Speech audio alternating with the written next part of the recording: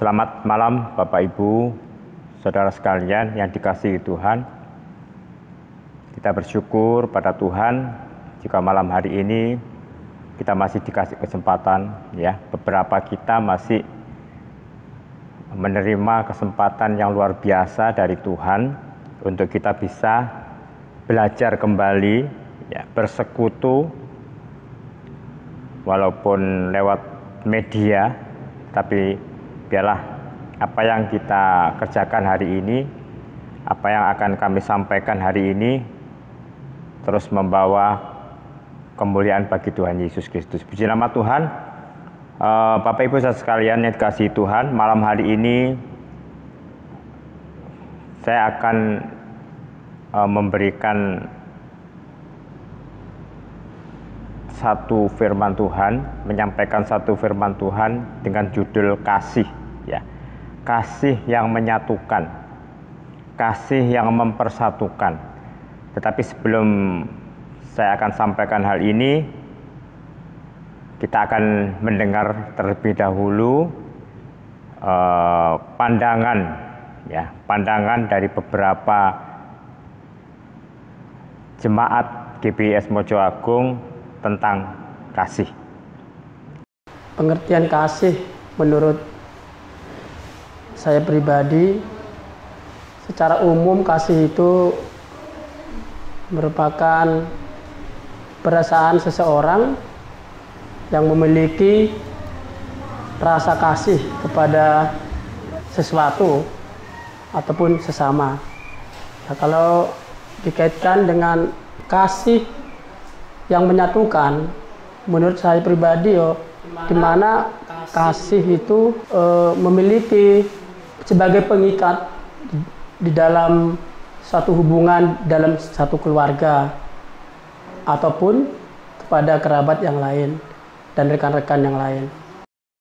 Kasih menurut pandangan saya adalah sesuatu yang baik itu dengan perasaan maupun perbuatan yang selalu ingin memberikan yang terbaik dan memberikan kebahagiaan serta empati tanpa dia mengharapkan sesuatu imbalan.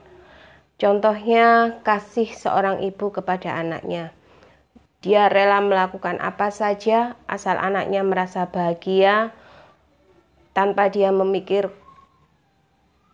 impact-nya untuk dirinya sendiri. Arti dari kasih. Sebenarnya makna kasih sangatlah luas. Di Perjanjian Baru banyak sekali dibahas tentang kasih. Salah satunya yang saya kutip dari kitab 1 Yohanes pasalnya yang keempat ayat 7 dan 8 yang berbunyi, "Saudara-saudaraku yang kekasih, marilah kita saling mengasihi, sebab kasih itu berasal dari Allah, dan setiap orang yang mengasihi lahir dari Allah dan mengenal Allah. Barang siapa tidak mengasihi, ia tidak mengenal Allah, sebab Allah adalah kasih." Jadi bisa disimpulkan, kasih adalah Allah itu sendiri. Kasih adalah sifat dari Allah, dan kasih itu kita kenal melalui Yesus Kristus. Dan Yesus semasa hidupnya selalu mengajarkan tentang kasih. Kasih yang mempersatukan dalam pandangan saya adalah kasih tanpa melihat siapa kamu, siapa saya. Dan tanpa melihat warna, dalam arti warna hitam, warna hijau, warna kuning. Kasih itu pandangan saya yang mempersatukan adalah sebuah ikatan dalam persaudaraan dengan berbagai perbedaan. Dengan cara bagaimana kita bisa mempersatukan perbedaan itu? Hanya satu, dengan kasih. Secara sederhana, misalnya contoh dalam perkumpulan kita sehari-hari dengan teman atau dengan saudara atau dengan siapapun lah, kita banyak berbeda. Tapi dengan kerendahan hati kita dipertemukan kadang dengan orang-orang yang gemesno, jengkelkan, gregetno gitu ya. Tapi dengan kerendahan hati, dengan kasih, kita bisa belajar untuk mengampuni. Ya, kalau kita melihat beberapa pernyataan ya, secara spontanitas dari beberapa jemaat yang telah menyampaikan pandangan tentang kasih, itu luar biasa ya. Kekuatan kasih itu luar biasa sekali. Dan saya yakin saudara, Bapak, Ibu yang telah memberikan statementnya, memberikan pandangannya tentang kasih ini, itu keluar dari hati nurani ya, dan itu dilakukan di setiap kehidupan sehari-hari. Karena apa? Saya nggak kontak mereka ya, beliau-beliau ini nggak saya kontak, tetapi mereka menyampaikan dengan pengalaman pribadinya gitu ya. Nama Tuhan. Sekarang kita melihat tentang kasih. Tapi sebelum kita akan masuk ke kasih, kita melihat dulu. Pada waktu kita belum percaya Tuhan Yesus, ya, belum percaya Tuhan Yesus, kita disebut manusia lama. Ya, di dalam Galatia dikatakan bahwa pada saat kita belum percaya Tuhan Yesus, kita ini hidup di dalam kedagingan. Ya, di dalam kedagingan. Nah, digambarkan sebagai orang yang telah mati. Di dalam Efesus 2, kita mau lihat Efesus 2 ya, sebelum kita masuk di kasih. Efesus 2 kita baca ayat yang pertama. Demikian firman Tuhan. Kamu dahulu sudah mati karena pelanggaran-pelanggaran dan dosa-dosamu. Jadi sebelum kita mengenal Tuhan Yesus, kita percaya kepada Tuhan Yesus, hakikatnya kita adalah orang-orang mati. Mungkin perbuatan baik bisa dilakukan, suka memberi dilakukan, ya. Mereka dermawan bisa melakukan, memberi kepada orang lain. Tetapi dari sudut pandang Allah dikatakan mereka adalah sebagai orang yang mati. Setelah itu, pada saat kita percaya dan mengaku dengan mulut kita bahwa Tuhan Yesus itu adalah Allah dan kita percaya kepada Dia, kita disebut manusia baru. Ya. Manusia baru yang hidup oleh Roh. Nah, hidup oleh Roh. Di dalam Galatia disebutkan di situ bahwa kalau kita hidup dipimpin oleh Roh Kudus, maka kita harus berbuah. Maka disebutkan di situ ada buah roh, 9 buah roh.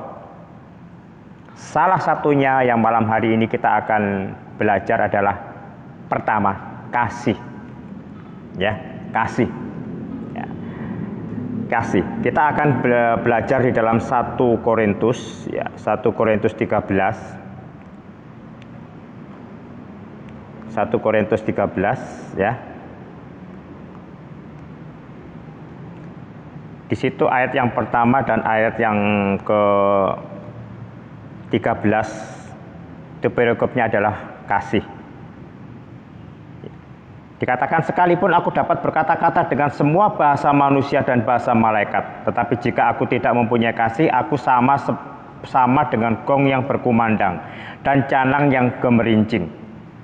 Kedua, sekalipun aku mempunyai karunia untuk bernubuat dan aku mengetahui segala rahasia dan memiliki seluruh pengetahuan, dan sekalipun aku memiliki iman yang sempurna untuk memindahkan gunung, tetapi jika aku tidak mempunyai kasih, aku sama sekali tidak berguna.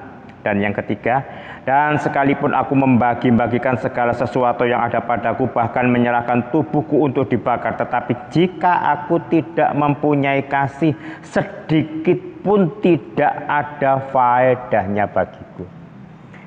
Bapak Ibu dan saudara sekalian dikasihi Tuhan,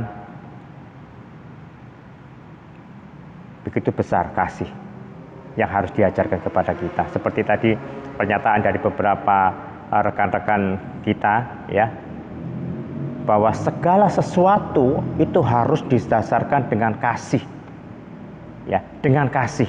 Nah, sekarang kita mau belajar kasih itu apa sih ya. Yang pertama di dalam ayat keempat, kasih itu yang pertama adalah sabar Ya. Kasih itu sabar. Bapak Ibu, saya memang punya Alkitab buku gitu ya. Alkitab buku itu sudah lama karena sekarang bawa HP, jadi nggak saya bawa. Itu saya punya Alkitab itu lama sekali, ya lama sekali. Dan di dalam Alkitab kan biasanya ada apa ya, dikasih penyekat gitu ya. Saya mempunyai artikel tentang kasih, ya. Dan itu bukunya itu sudah kusam gitu ya. Buku saku itu sudah kusam sekali dan sudah coklat, ya, sudah nggak putih lagi. Tetapi saya sangat diberkati, makanya saya taruh di Alkitab itu. Saya sangat diberkati. Pada waktu saya ngajar sekolah minggu, itu saya ajarkan. Pada waktu saya dikasih kesempatan di anak-anak renungan kaum muda, ya GUJC, itu sedikit saya ajarkan. Saya ajarkan tentang kasih itu, karena saya diberkati dengan renungan kecil itu ya, tentang kasih. Nah, hal yang pertama tentang ciri orang yang mempunyai kasih adalah sabar. Ya, sabar. Nah, di dalam bahasa aslinya, saya nggak bisa baca ya, soalnya saya juga belum belajar tentang itu, bahasa Yunani itu ya. Saya belajar memang bahasa Yunani. Itu arti sabar itu perlu waktu yang panjang sebelum marah. Nah, ya, perlu waktu yang panjang sebelum marah. Nah, sabar itu juga berarti juga tenang, tidak lekas putus asa. Jadi kalau Bapak, Ibu, Saudara menjadi orang sabar itu bukan berarti kita ini menjadi orang yang gampang kalahan, gitu ya. Sabar, paling gak apa-apa lah, disepelekan. Bukan. Karena apa? Karena di dalam Amsal 16 ayat 32 dikatakan bahwa orang yang sabar itu melebihi seorang pahlawan. Di terjemahan lain dikatakan melebihi seorang yang perkasa loh. Ya. Jadi sabar itu bukan orang yang ngalah, orang yang pasif, orang yang pokoknya diapa-apa no mau. Amsal dikatakan bahwa orang yang sabar itu melebihi seorang pahlawan atau seorang yang perkasa. Kita lihat orang pahlawan. Apakah pahlawan itu kelemak-kelemek? Apakah pahlawan itu lemes-lemes, malas-malasan? Orang yang disebut perkasa itu adalah orang yang kuat. Sabar itu melebihi daripada itu. Bapak Ibu, kita belajar yang pertama ini, sabar. Ya. Nah, arti sabar yang satu ini adalah sabar terhadap orang lain. Ya, sabar terhadap orang lain. Bagaimana kita disakiti, seperti tadi ada beberapa pernyataan dari rekan-rekan kita tadi yang menyatakan kasih itu ya. Walaupun dia apa-apa enggak apa-apa. Ya, sabar. Tapi ingat Bapak Ibu, ya. Jangan, akulah sabar, gak apa-apa aku sabar saiki. Tapi ingat tuh ya, kalau Tuhan yang membalas, itu bukan sabar Bapak Ibu. Tuhan disuruh balas, gitu ya. Itu bukan sabar. Tuhan nggak perlu lah disuruh balas gitu ya. Tapi mari kita belajar malam hari ini. Kita menerapkan kasih. Yang pertama adalah sabar. Ya. Yang kedua adalah murah hati. Nah, murah hati ini artinya adalah baik hati, lemah lembut, ramah, menyejukkan. Itu murah hati. Ingat pada waktu perumpamaan Tuhan Yesus, orang-orang ahli Taurat mengatakan, Tuhan, kalau saya ingin mendapat hidup yang kekal itu bagaimana? Ya, dia tahu, Allah tahu itu. Ya, harus mengasihi sesama. Ya, mengasihi Tuhan Allah dan sesama. Dikatakan, sesama itu siapa sih? Tuhan kasih perumpamaan apa? Ada seorang yang turun dari Yerusalem ke Yeriko, diserang penyamun. Dia hartanya dihabiskan. Maaf. Hartanya dihabiskan. Dia luka. Ya. Dia luka. Dia tergeletak di jalan. Yang pertama datang siapa? Imam. Melihat dia? Melihat. Nolong dia? Enggak. Dia melewati jalan lain. Seberangnya. Yang kedua, orang Lewi, pelayan Tuhan. Melihat dia? Melihat. Menolong? Tidak. Yang ketiga, orang Samaria. Orang Samaria disebut orang yang belum percaya Tuhan. Melihat dia, nolong, dia nolong. Ya, dia nolong. Dia membalut luka, dia menaikkan di atas keledai, dia memberikan penginapan, dia merawatnya, dia membayar biayanya juga. Ya, terus katakan siapa yang di antara tiga itu yang bisa mengasihi sesama manusia? Katakan, ya orang Samaria. Ya, murah hati. Itu adalah ajaran Tuhan. Itu adalah kasih. Yang kedua, yang ketiga, secara cepat kita katakan tidak cemburu. Ya, kasih itu tidak cemburu. Ya. Jadi kalau 1 Korintus 12 ayat 26 dikatakan, karena jika anggota menderita, semua anggota menderita. Jika satu anggota dihormati, semua anggota turut bersukacita. Itu artinya apa? Tidak cemburu. Loh, kenapa kok jadi kelingking? Kenapa kok jadi jempol? Kenapa saya kok jadi tangan? Saya kok jadi kaki? Ya, kok jadi mata, jadi telinga dan sebagainya. Tetapi semua punya fungsi. Terus pertanyaan ini mungkin Bapak Ibu Saudara katakan, kenapa Allah itu cemburu? Dikatakan di dalam Ulangan 4 ayat 24, Allah itu api yang membakar dan Allah itu adalah Allah yang cemburu. Beda konteksnya Bapak Ibu ya. Kalau cemburu di sini itu menyatakan keinginan sesuatu yang bukan miliknya. Tetapi kalau di Ulangan atau di Keluaran 20 ayat 5 itu memang menyatakan keinginan untuk menguasai sesuatu yang memang miliknya. Kita ini miliknya Tuhan, makanya dia cemburu. Jangan menyembah Allah lain, jangan menyembah ilah lain. Allah itu pencemburu. Ya, karena dia mengasihi kita. Makanya dia katakan aku cemburu. Allah itu pencemburu. Beda konteksnya. Ya, bagaimana dengan kita? Jangan sampai kita ini mencemburui, ya cemburu kalau ada orang lain sukses kita iri. Kalau ada orang lain berhasil kita iri, kita cemburu dan sebagainya. Sifat kasih selanjutnya adalah tidak cemburu. Terus yang lain apa? Kasih itu tidak memegahkan diri. Kasih itu tidak sombong. Nah, kalau Bapak Ibu nanti lihat baca di Korintus ya, di Korintus ini disebutkan kasih itu tidak memegahkan diri, kasih itu tidak sombong. Memegahkan diri itu adalah menyombongkan diri, membual. Kalau ada kalimat dikatakan saya ini loh yang paling pintar, saya ini yang paling penting. Nah, itu memegahkan diri Bapak Ibu ya. Kadang saya nggak terasa melakukan seperti itu, ya. Tapi kasih itu tidak memegahkan diri. Kasih itu tidak sombong. Sombong itu bisa juga berarti menghakimi orang lain. Itu juga sombong, termasuk kriteria sombong, memegahkan diri.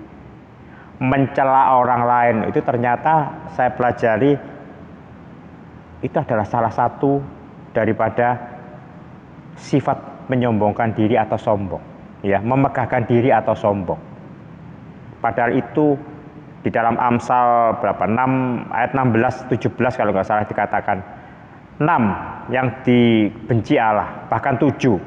Salah satunya yang pertama disebutkan adalah mata yang sombong. Mata yang sombong. Ya.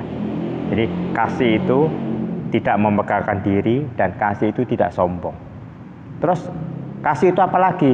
Kasih itu tidak melakukan yang tidak sopan. Artinya apa? Berperilaku tidak sopan, tidak bermoral. Bapak Ibu, sekarang kita dengar, banyak kita lihat di televisi, berita-berita itu pelecehan seksual. Itu salah satunya. Saya baca memang salah satunya yang disebutkan ini, melakukan yang tidak sopan, ya, atau berperilaku tidak bermoral. Ini salah satunya seperti itu. Banyak sekali.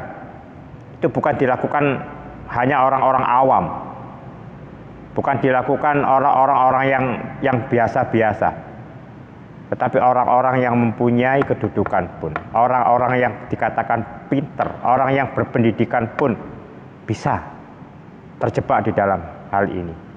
Bahwa disebutkan bahwa kasih itu tidak melakukan yang tidak sopan. Mari berperilaku, ya, berperilaku yang sesuai dengan firman Tuhan. Dan selanjutnya, kasih itu tidak mencari keuntungan sendiri. Kita baca di dalam Roma, ya. Kita baca di dalam Roma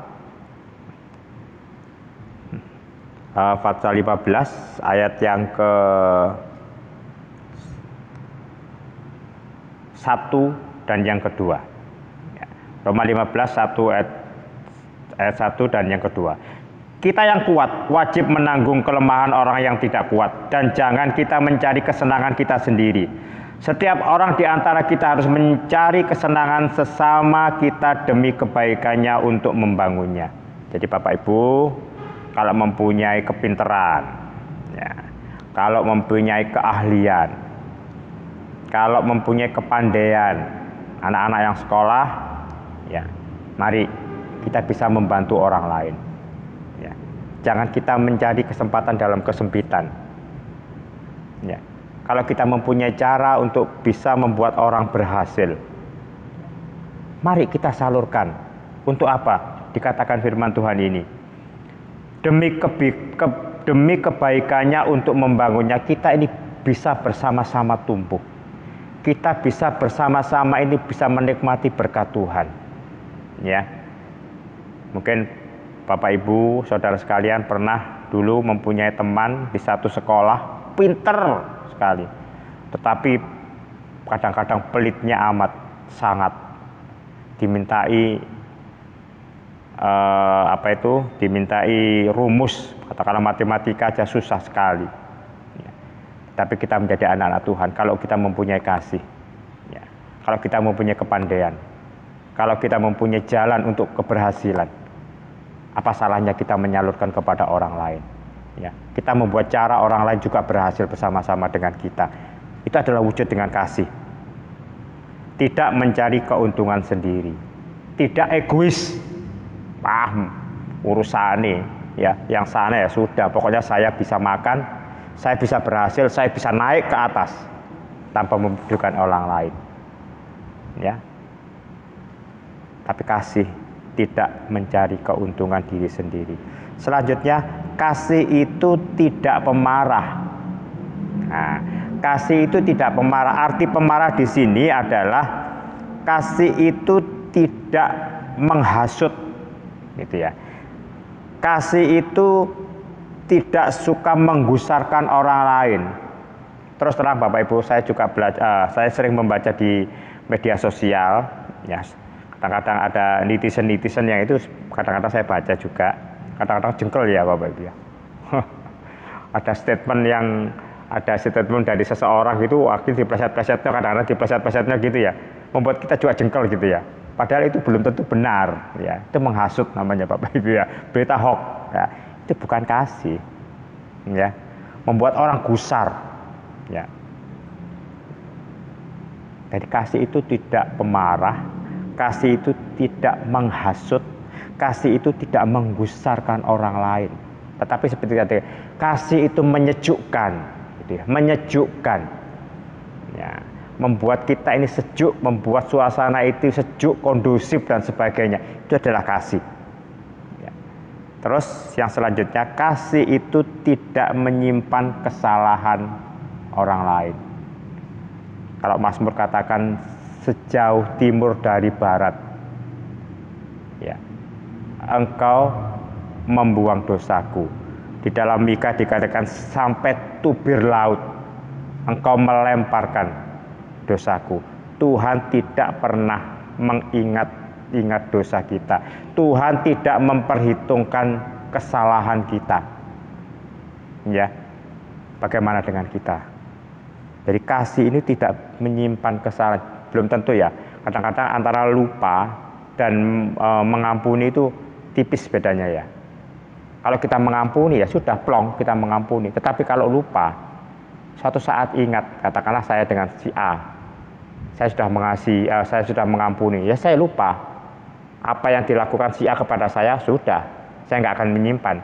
Tetapi kalau melupakan itu beda Bapak Ibu ya. Kalau si A ini sudah pergi jauh, satu saat balik lagi ke Mojo Agung, ketemu saya ingat, wah iki dhisik sing gawe perkara ambek aku gitu ya. Akhirnya kita nggak bisa mengampuni, masih tersimpan di dalam hati saya. Tapi kasih dikatakan, kasih tidak menyimpan kesalahan orang lain, mudah melepaskan pengampunan. Tuhan katakan, berapa Tuhan? Guru, kalau saya bisa mengampuni orang lain, wah gak terhingga 70 kali 7 kali, ya, gak terhingga, ya, itu kasih. Nah, terus yang selanjutnya, kasih itu tidak bersukacita karena ketidakadilan, tetapi bersukacita karena kebenaran. Ingat, kasih itu tidak bersukacita karena ketidakadilan, tapi bersukacita karena kebenaran. Kita tahu kebenaran adalah firman Tuhan. Jadi kalau kita ciri kasih adalah kita harus melakukan selaras sesuai dengan firman Tuhan. Ya, selaras sesuai dengan firman Tuhan. Itu adalah kasih. Kalau di luar itu, di luar firman Tuhan, kita harus benci. Kita nggak perlu melakukannya. Itu filter. Ya. Jadi kasih itu tidak bersukacita karena ketidakadilan, tapi kasih itu bersukacita karena kebenaran, dan kebenaran ini adalah firman Tuhan. Dan yang terakhir, Bapak Ibu, ini yang luar biasa. Kasih itu menutupi, kasih itu percaya, kasih itu mengharapkan, kasih itu sabar menanggung segala sesuatu. Saya akan bacakan di dalam terjemahan sederhana Indonesia. Ya, kasih itu kuat sehingga bisa tahan dalam menghadapi segala sesuatu. Dan kasih selalu siap untuk percaya dan berharap yang terbaik tentang orang lain. Dan kasih selalu sabar dalam setiap situasi. Pertama tadi sabar kepada orang lain. Yang ini sabar terhadap situasi. Mungkin saat ini ada situasi yang menghimpit kehidupan kita. Ya, secara ekonomi, mungkin sakit penyakit, permasalahan yang itu menghimpit kita. Tetapi dikatakan bahwa kalau kita mempunyai kasih, kita sanggup, ya, kita sabar bertahan di dalam segala sesuatu, situasi apapun, keadaan apapun, kita percaya kepada Tuhan Yesus. Jadi Bapak Ibu, ya, ini adalah dasar kita sebelum memang tema kita bulan ini adalah kasih yang mempersatukan, tetapi sebelumnya kita tahu dulu, inilah yang diinginkan Tuhan di dalam kehidupan, khususnya saya yang menyampaikan, ya. Mungkin Bapak Ibu tanya, Isot apa yang tahu melakukan ini? Makanya saya tadi punya buku saku kecil itu saya ingat-ingat terus. Kalau mungkin saya bisa sabar, tapi nggak bisa yang lain, bisa murah hati, saya akan belajar. Ya, mungkin saya nggak bisa mengampuni orang lain, saya akan belajar mengampuni orang lain. Ya, supaya apa? Kita semua jemaat di GBS Mojo Agung ini akan hidup boleh menyukakan hati Tuhan. Firman Tuhan, biarlah firman Tuhan malam hari ini boleh menguatkan kita. Mari bersama-sama dengan saya, sidang jemaat, kita akan terapkan ini dalam kehidupan kita sehari-hari. Ingat, apapun yang kita perbuat tanpa kasih itu tidak ada faedahnya. Kasih siapa? Kasih Tuhan. Ya, kita lakukan segala sesuatu itu dengan kasih. Kasih siapa? Karena Tuhan telah mengasihi kita terlebih dahulu itu loh Bapak Ibu. Luar biasa. Karena Tuhan telah menyelamatkan itu loh. Maka kita harus mengaplikasikan dalam kehidupan kita. Kita buktikan bahwa kita anak-anak Tuhan, anak-anak yang mempunyai kasih. Di nama Tuhan, kita akan berdoa malam hari ini. Kita juga berdoa buat bangsa dan negara kita Indonesia. Kita berdoa buat sidang jemaat, supaya kita tetap teguhkan, dikuatkan, dan nama Tuhan tetap akan kita tinggikan dan muliakan. Terima kasih Tuhan Yesus, kami bersyukur malam hari ini karena Tuhan masih memberikan waktu dan kesempatan untuk kami menyampaikan firman Tuhan, untuk kami mendengarkan firman Tuhan tentang betapa pentingnya kami mengaplikasikan kasih di dalam kehidupan kami sehari-hari. Kalau kami menjadi anak-anak Tuhan, kami menjadi orang-orang yang telah diselamatkan, kami menjadi manusia baru. Sepatutnya kami juga akan menghasilkan buah roh tentang kasih. Dan kami pelajari malam hari ini Tuhan. Dan kami bersyukur apa yang kami lakukan di dalam kehidupan kami ke depan, kami akan belajar terus untuk melakukan kasih ini di dalam setiap kehidupan kami, baik di sekolah, di pekerjaan, di lingkungan kami, di keluarga kami. Biarlah nama Tuhan terus dipermuliakan. Terima kasih Tuhan, berkati sidang jemaat-Mu, mulai dari anak-anak, tunas remaja, pemuda-pemudi, juga yang sudah dewasa, lanjut usia. Tuhan akan berikan kekuatan, hikmat yang daripada Engkau, karuniakan kekuatan, kesehatan Tuhan, untuk terus belajar melayani Engkau, untuk terus belajar berharap dan bersandar kepada Engkau, untuk terus bergantung kepada Engkau Tuhan, sebagai Allah dan Juru Selamat kami yang luar biasa. Demikian juga Tuhan, kami berdoa kiranya sidang jemaat-Mu di GBS Mojokerto ini terus bertumbuh secara kualitas juga kuantitas, supaya kami menjadi anak-anak-Mu, anak-anak yang terus bertumbuh di dalam pengenalan kepada Engkau. Kami juga berdoa buat bangsa dan negara kami Indonesia Tuhan, yang saat ini masih mengalami berbagai masalah, problem, tapi kami yakin dan percaya Tuhan adalah Tuhan yang menjadikan segala alam semesta ini. Engkau tahu permasalahan bangsa dan negara kami ini Tuhan. Malam hari ini kami khusus berdoa, kiranya kalau ada anak-anak Tuhan yang menduduki jabatan-jabatan penting di negara kami ini, pakai mereka menjadi saluran berkat bagi pemulihan bangsa kami ini dari segi penularan COVID Tuhan. Biarlah Bloskas selesai menyelesaikan COVID di negara kami ini, juga permasalahan ekonomi, politik, keamanan, biarlah semuanya ini Tuhan akan berjalan kembali normal dan nama Tuhan dipermuliakan lewat kehidupan mereka. Demikian juga untuk Presiden, Wakil Presiden dan seluruh aparat keamanan Tuhan yang membantu penanganan pemulihan masalah di Indonesia ini. Engkau berkati, berikan hikmat marifat daripada surga.